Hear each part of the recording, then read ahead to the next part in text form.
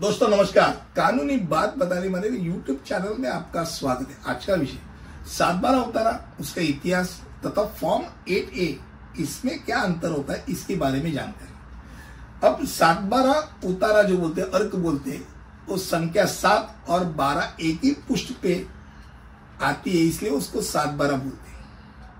अब ग्रामीण क्षेत्रों में किसी विशिष्ट भूखंड का स्वामित्व 7/12 अर्क के आधार पर निश्चित किया जा सकता है, स्थापित किया जा सकता है, इतना उसका इंपॉर्टेंस है। इसे अधिकारों का अभिलेख या भूमि अधिकारों का अभिलेख कहा जाता है। इसे गांव में जमीन के टुकड़े के लिए बनाया रखा जाता है। अब 7/12 अर्क भूमि का दर्पण है।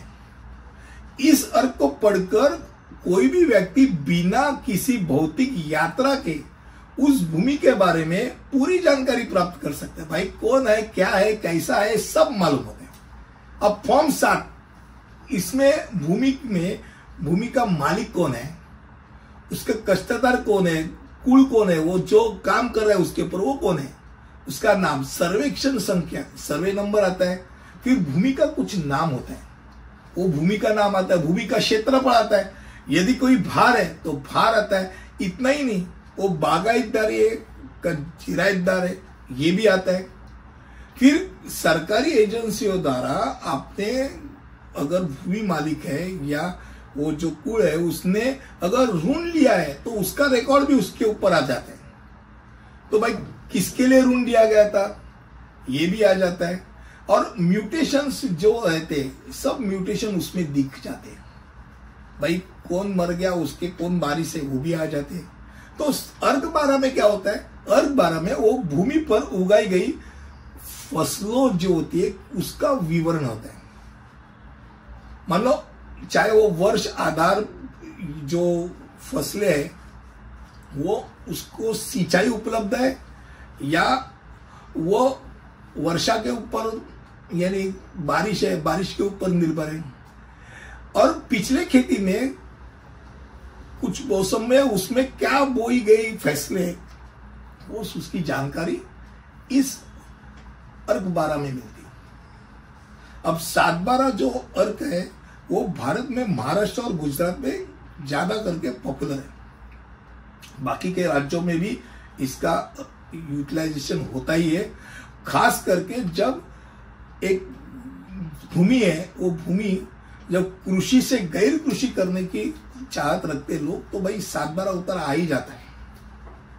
और मान लो ग्रामीण वो भूमि है, वो शहरी क्षेत्र में कन्वर्ट हो रही है, तो भाई वो 7/12 उतारा जो होता है वो संपत्ति रिकॉर्ड, प्रॉपर्टी कार्ड में उसका स्थलांतर हो जाता है।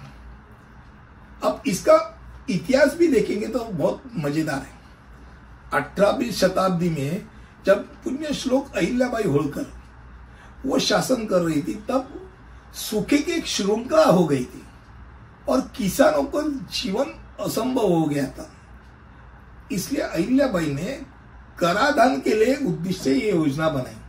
उसमें हर एक जो खेती करने वाला है उसको 12 पेड़ दिए गए। वो 12 पेड़ में 7 पेड़ से मिलने वाले जो फल है उसके हकदार वो ही होगा, और 5 जो पेड़ के फल है उसका हकदार सरकार होगी। तो 7/12 और 7/5 5/12 7/12 वो आदमी के लिए वो इंपॉर्टेंट हो गया। भाई तू कितने चीज का मालिक है वो बताने के लिए, इसलिए 7/12 का अर्थ उसका शब्द प्रयोग चालू हो गया। अब जाते जाते फॉर्म नमूना 8A क्या होता है, वो खातेदारों का विवरण देता है जिसमें भूमि का क्षेत्रफल और उसके द्वारा देय कर कितने, इसके बारे में जानकारी होती है। खास करके वो तलाठी द्वारा दर्ज किया जाता है। आज मुझे लगता है बहुत बड़ा विषय 7/12 उतारा, उसका इतिहास 8 कम शब्दों है आपके सामने मैंने रखा। अगले वीडियो में ऐसे ही कुछ लेकर आऊंगा, तब तक के लिए यही रुकता हूं। धन्यवाद।